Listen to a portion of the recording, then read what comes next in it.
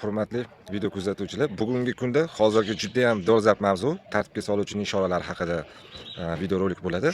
Tartibga soluvchi ishoralari, ya'ni quyidagi ma'nolarni bildiradi. Agar tartibga soluvchi o'ng qo'lini yuqoriga ko'tarilganda, ya'ni jezlni yuqoriga ko'tarilganda, bu barcha transport vositalarining harakatini tahlil, ya'ni chorrahaga kirishi.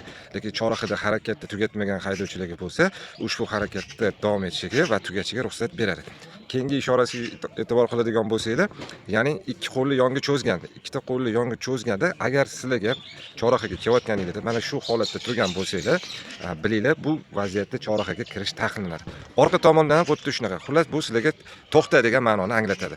Endi mana chap tomonga e'tibor qilasizlar. Chap tomondagi jezl tomondan tramvay bo'lsa faqat to'g'riga ketadi.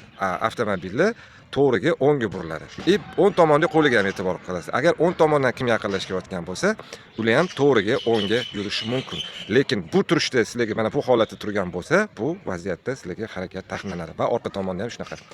Keyingisi, agar jezl mana chorrahaga keldinglar, mana chorrahaga kelganinglarda tartibga soluvchi mana shunaqa ishorada turibdi. Ya'ni jezl o'ng tomonga ko'rsatilgan. Bu vaziyatda sizlarga tramvayda bo'lasizlarmi, avtomobilda bo'lasizlarmi, chorrahaga kirish taqiqlanadi. Ya'ni mumkin emas. Ya'ni bu vaziyatda harakat taqiqlanadi. Agar qo'lini pastga tushirib qo'ysa, unda to'g'riga va o'ngga yurishimizga haqli bo'lamiz. Keyingisi, mana bu vaziyatda tartibga soluvchi jezlni endi chapga ko'rsatadi. Chapga ko'rsatayotgan vaziyatda sizlar bo'laklar bo'yicha harakatlanishga ruxsat berilgan barcha yo'nalishga harakatlanishingiz mumkin. Ya'ni o'ng tomonda bo'lsa o'ngga, o'rta palasida bo'lsanglar to'g'riga, chap tomondagi palasida bo'lsanglar chapga va orqaga qayrilib olishga. Lekin tramvayga faqat chapga ruxsat beradi. Bitta chapga burilishga, boshqa yo'nalishga mumkin emas. Shunda agar jezl chap tomonga ko'rsatilayotgan bo'lsa, avtomobillar barcha yo'nalishga harakatlanishi mumkin, tramvay faqat chapga.